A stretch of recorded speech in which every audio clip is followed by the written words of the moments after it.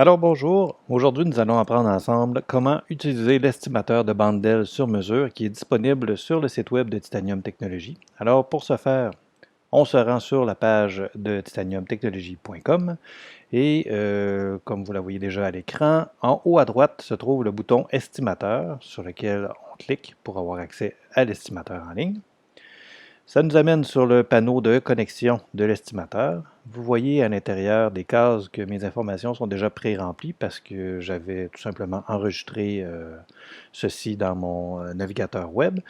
Donc, vous entrez votre adresse courriel et ensuite vous saisissez votre mot de passe. Le mot de passe, c'est vous qui le déterminez lorsque votre représentant crée votre compte sur le système de Titanium Technologies. Donc, si jamais vous n'avez pas encore de compte de créer, je vous invite à communiquer dès maintenant avec votre représentant chez Titanium Technologies afin de pouvoir avoir votre propre compte. Donc, vous cliquez sur le bouton Connexion. Ça vous amène à la première section de l'estimateur, qui est le panneau d'administration. Sur ce panneau d'administration-là, vous allez y avoir deux onglets, donc les estimations sauvegardées. Pour l'instant, il n'y a aucune estimation, mon panneau d'administration est vide. Et il y a l'autre onglet ici à côté, les estimations soumises, donc passées en commande chez Titanium une fois que votre client a approuvé votre proposition. Donc, pour faire une estimation, on clique sur le bouton bleu ici, Nouvelle estimation. La première question qu'on doit répondre, c'est quel type de profilé d'aluminium nous désirons pour notre projet. On a une vaste sélection qui est disponible. Vous pouvez soit descendre dans la page et voir apparaître différents modèles, si vous voulez magasiner, essayer de trouver qu'est-ce qui pourrait répondre à votre besoin. Si vous savez déjà le code du produit que vous cherchez, vous avez juste à l'entrer ici dans la case de recherche. Et disons qu'on y va avec le profilé TT17 pour notre exemple. Donc en tapant le code, celui-ci apparaît, on clique dessus. Et la première chose qui nous est demandée, c'est la longueur désirée du profilé. Donc on peut y aller soit avec les mesures impériales en pouces ou en millimètres, dépendamment du système de mesure utilisé sur votre plan.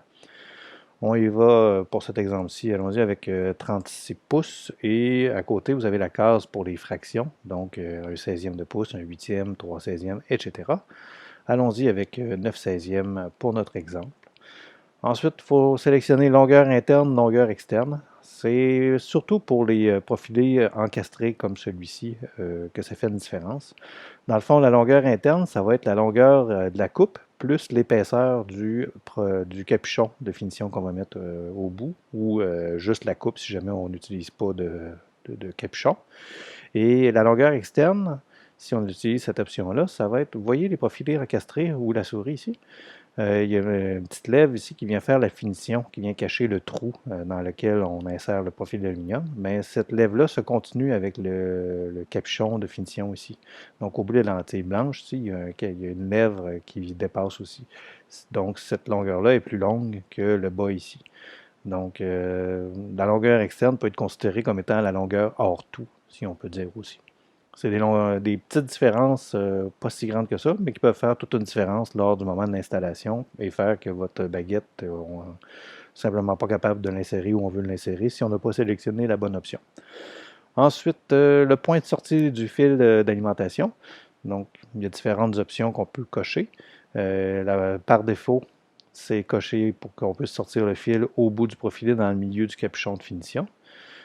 Sinon, bien, on a les options sur les côtés, donc sur le côté ici ou sur le côté de l'autre côté du profil aluminium.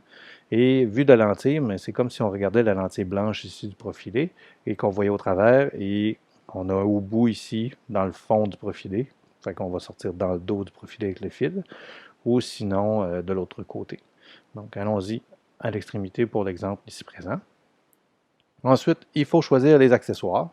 Certains profilés ont beaucoup d'accessoires proposés, d'autres ont une sélection beaucoup plus petite. Le profilé 17 en est de ceux qui ont beaucoup d'accessoires. Donc, allons-y avec une paire de capuchons de finition. Donc, ça se vend en paire.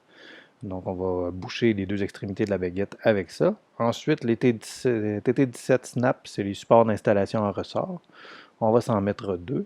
Si j'avais eu une plus grande longueur de profilé, on aurait pu en mettre 3 ou 4, dépendamment des longueurs. L'objectif, c'est d'éviter d'avoir un arc qui se crée lorsqu'on a une trop grande distance, une trop grande longueur.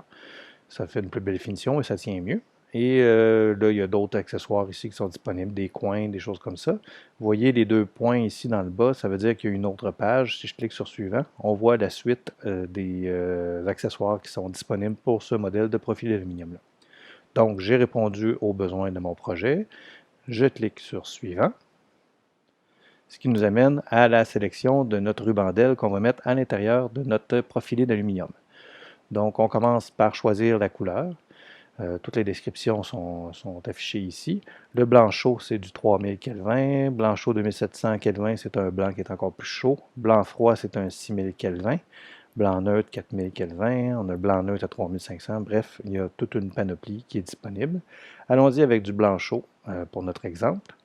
Ensuite, on a les choix de puissance des rubans, donc de la 1.5 watts au pied, 3 watts au pied, 4.5 watts au pied, et ainsi de suite.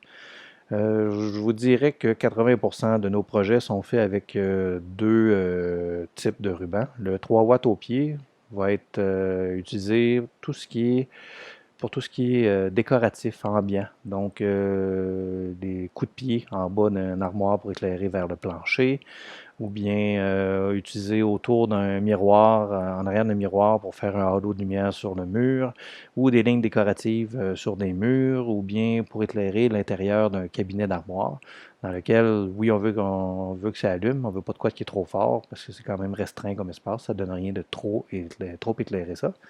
Donc, on irait avec la 3 watts au pied pour ce genre d'application-là. Sinon, il y a la 7.5 watts au pied qui est également très utilisée chez nous pour utiliser tout ce qui est dessus éclairer les surfaces de travail. Donc, un dessus de comptoir, des choses comme ça. On va y aller avec la 7.5 watts au pied. Donc, pour notre exemple, allons-y avec la 3 watts au pied. Ensuite, l'indice de protection, IP20, ça va être pour installation intérieure au sec. IP65, c'est résistant à l'eau, donc dans une douche ou pour des projets à l'extérieur de la maison. À ce moment-là, on va y aller avec du IP65. Donc, pour l'exemple, ici, j'y vais avec du IP20. Et ensuite, il reste le voltage à choisir, donc du 12 volts ou du 24 volts. Pour ce qui est des cuisines, moi, je recommande personnellement d'y aller avec du 12 volts parce que celui-ci est coupé, on peut couper le ruban à chaque pouce, tandis que le 24 volts peut être coupé à chaque 2 pouces. En pouvant couper à chaque pouce, ça nous permet de mieux remplir les baguettes qu'on fabrique. Donc, ça évite d'avoir des points d'obscurité à chacune des extrémités des baguettes, puisqu'il n'y aura pas d'aile. Donc, et l'autre avantage aussi, c'est que tout ce qui est rondelles d'ailes qu'on utilise en dessous des armoires ou d'autres types d'encastrés bas voltage sont aussi en 12 volts. Donc, ça évite d'avoir différents types de voltage sur votre chantier et ça évite les erreurs de branchement qui pourraient endommager votre matériel. Le 24 volts va être plus utilisé dans des projets où on a des grandes distances à éclairer, des grandes longueurs, disons par exemple un corridor d'hôtel. Le 24 volts va diviser en deux l'ampérage dans le fil, donc ça donne une chance pour éviter les surchauffes et ça permet d'utiliser un fil de plus petit calibre et ainsi de suite. Donc, dans les grandes distances, le 24 volts. Dans les courtes distances, je vous recommande le 12 volts. Donc, une fois qu'on a répondu à toutes ces questions-là, on voit le ruban qui répond à nos critères qui est affiché. On clique sur celui-ci. Et là, on nous demande combien de rangs d'ailes nous désirons à l'intérieur de notre profilé d'aluminium. Donc, si je veux plus d'un rang pour avoir plus de luminosité, par exemple, je rajoute un deuxième rang. Et vous voyez, j'ai rajouté un troisième rang ici. Et là, ça me dit que c'est impossible. La somme totale des largeurs des rubans d'ailes sélectionnés dépasse la largeur interne du profilé sélectionné. Donc, le site web nous empêche de faire des erreurs. Donc, c'est sécurisant pour vos employés et ça vous évite de commander quelque chose qui est impossible. Donc, si jamais vous ne savez pas le profil d'aluminium que vous avez choisi, si vous pouvez mettre plus d'un rang de large, vous avez juste à l'essayer. Et si c'est impossible, le site va tout simplement vous le dire. Donc, une fois qu'on a sélectionné les rubans qu'on voulait, on clique sur Suivant. On arrive à l'étape 3 qui est sélection du câble d'alimentation. Donc, on met la longueur en pied. Il y a deux stratégies. Soit on y va avec une courte longueur, donc 1, 2, 3 pieds, et on se dit que l'électricien va lui-même s'arranger pour se rendre au transformateur en passant lui-même ses fils, ou au contraire, l'autre stratégie serait de mettre un fil suffisamment long sur la baguette pour atteindre le transformateur. Donc, disons qu'on utilise cette deuxième stratégie-là pour notre baguette, ici dans l'exemple, et on va y aller avec 10 pieds de câble d'alimentation. Je clique sur Suivant. Et là, j'ai le résumé du profilé que je viens de faire. Donc, profilé numéro 1, on voit le profilé en tant que tel, le ruban, on voit 39 pouces, 36 pouces 916, etc. Tout le résumé. Et si je veux plus d'un profilé de la même longueur, donc si j'avais besoin de 3 baguettes de cette longueur-là, ben, je viens tout simplement dire 3 baguettes. Et le prix s'ajuste ici, on le voit qu'il s'additionne au fur et à mesure. Si j'ai besoin d'un autre profilé d'une autre longueur, donc disons j'aurais un profilé de 24 pouces à faire, mais je viendrais faire ajouter un autre profilé ici dans le bouton. Et là, j'aurais à répondre encore toutes les mêmes questions, donc quel profilé d'aluminium je veux, quel ruban je mets à l'intérieur, quelle longueur de câble, etc. Donc on peut toujours se rajouter des profilés.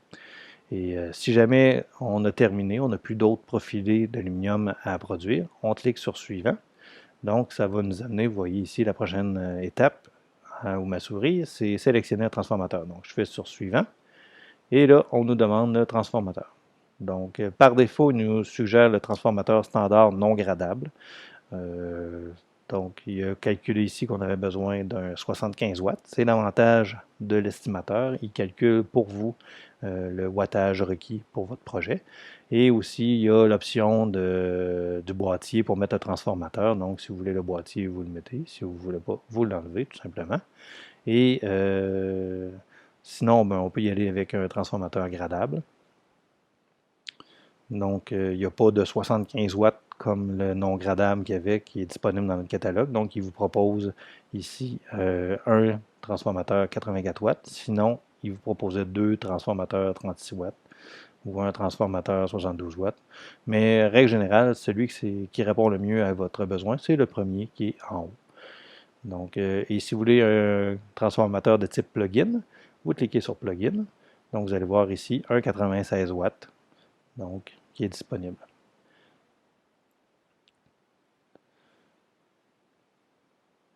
Donc, je vais y aller avec un transformateur gradable pour l'exemple ici présent. Et là, on va ajouter à l'ensemble. Il faut garder en tête qu'un ensemble égale un transformateur. Donc, si jamais on a une cuisine à faire dans laquelle il y a une section qui allume avec un interrupteur et une autre section avec un autre interrupteur, donc on a besoin de deux transformateurs, donc on a besoin de deux ensembles. Pour ce faire, lorsqu'on arrive à cette étape-ci, ben, vous voyez ici, ajouter un ensemble. Donc, on aurait juste, c'est comme si ici, c'était la première partie de notre cuisine qu'on vient de faire. Et là, on aurait juste à créer un nouvel ensemble, ajouter un ensemble et choisir encore des profils d'aluminium, quelle longueur, quel ruban, tout ça. Et ensuite, on va choisir un transformateur. Et là, vous avez le résumé de votre commande ici. Vous pouvez ajouter des notes de fabrication particulières à nos employés. Donc, question que votre commande soit claire. Si vous avez des besoins spécifiques, une coupe avec un degré spécial ou toute autre demande qui serait vraiment spéciale à votre projet, on peut l'écrire ici. Sinon, ensuite, vous avez le nom de votre client que vous pouvez insérer ici, un numéro de référence pour le travail, pour ce projet-là. Ensuite, destination de livraison, ramassage en magasin. Si vous êtes à Québec et que vous avez des employés qui viennent nous chercher ou si vous avez un transporteur qui passe régulièrement dans notre coin, ou on l'envoie à votre adresse ou une autre adresse. Disons que vous voulez l'envoyer directement sur un chantier de construction, c'est possible, vous mettez les coordonnées ici. Et le mode de paiement pour la livraison, donc ajouter à ma facture ou mon transporteur. Donc, vous sélectionnez. Si vous sélectionnez mon transporteur, on a ici, mettons, FedEx ou Puro. Fait que je pourrais écrire Puro Later. Puro Later. Numéro de compte 1, 2, 3, 4, 5, 6. Date de livraison demandée, donc aucune préférence ou date approximative. Donc on peut sélectionner la date. Disons qu'ici pour le besoin, je dirais le 13 mai 2020. C'est OK. Et là, je ne peux pas enregistrer la soumission parce qu'il y a des questions auxquelles je n'ai pas encore répondu. Donc, on va dire ici mon adresse, nom du client, test client, numéro de référence, test numéro référence. Et ensuite, les options de paiement, porté au compte ou payable à la réception. Vous connaissez avec votre représentant vos modalités selon votre type de compte, donc vous cochez ce qui correspond. Et là, comme vous voyez maintenant, le bouton n'est plus gris, mais on peut maintenant enregistrer les soumissions. Donc, j'ai tout simplement à cliquer « Enregistrer la soumission ».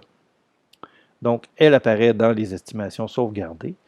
Une fois que l'estimation est sauvegardée, on peut toujours revenir. Donc, vous voyez, si je clique dessus, on peut revenir sur celle-ci et la modifier. Pour la modifier, on a simplement à cliquer sur « Modifier la soumission ». Et là, on peut retourner aux différentes étapes ici en cliquant sur le petit crayon. Et vous voyez, quand on vient par-dessus, il y a un crayon sur chacune des étapes qui nous permet d'aller modifier chacune des sections. Si jamais, disons, une longueur a changé sur le plan depuis la première fois que vous n'avez parlé avec votre client, ou pour toute autre raison qui permettrait de vouloir changer. Sinon, on fait suivant. Mettre à jour l'ensemble. Et voilà. Donc, on a les prix unitaires de chacune des items qui sont affichés et le total, c'est votre prix qui est là. Si jamais vous aviez un 12 logements avec 12 fois exactement ce que vous venez de commander, mais vous avez juste à le mettre ici. Donc, l'ensemble va se multiplier par 12. Il va y avoir 12 transfos. Ici, j'avais 12 baguettes, donc on aurait 36 baguettes qui sont faites, des profilés. Donc, c'est d'autres moyens, des outils pour simplifier votre commande. Donc, tant que le client n'a pas confirmé, on fait juste enregistrer la soumission. Sinon, on irait à passer la commande. À ce moment-là, tout s'en va chez Titanium Technologies. Et vous avez aussi une autre option qui est vraiment intéressante pour vous, principalement si vous êtes dans un magasin luminaire ou si jamais votre client veut déterminer au fur et à mesure si ça correspond à son budget, ce qu'on est en train de monter comme projet. On vient cliquer ici sur la petite roulette. C'est un multiplicateur qui permet de configurer différentes marges de profit. Donc, si je vais sur Gestion des marges de profit, on peut s'en générer un nombre infini, aucune limite. On leur donne un nom et ensuite on met un ratio. Donc, pour l'exemple, si je veux en rajouter une, j'avais déjà commercial, vendant. Donc, commercial fois, c'est le coûtant fois 1,5. Ou le vendant, c'est le coûtant fois 2. C'est des valeurs arbitraires, ça pourrait être n'importe quel chiffre. C'est juste pour le titre d'exemple. Donc, si j'en veux un autre, disons que ce serait pour distributeur. Ben, j'y vais avec 1,75 et je fais sauvegarder. Donc maintenant, dans les marges, j'ai trois options, plus celle par défaut qui est 1, qui est votre coûtant. Donc, si jamais vous êtes avec votre client, puis que votre client est dans la catégorie commerciale, puis c'est le multiplicateur que vous voulez utiliser, bien, vous sélectionnez ça avant de commencer à montrer l'estimation avec lui, et les prix qui vont s'afficher à l'écran seront les prix auxquels que vous vendez à votre client. Donc, il n'y a aucune cachette à faire, pas de mauvaise surprise qui affiche à l'écran. C'est vraiment son coûtant à lui qui va apparaître au lieu de votre coûtant à vous. Donc, ça résume en gros l'utilisation de l'estimateur. Donc, si jamais vous avez des questions par rapport à celui-ci, je vous invite à communiquer avec votre représentant chez Titanium Technologies qui se fera un plaisir de vous répondre au meilleur de ses connaissances.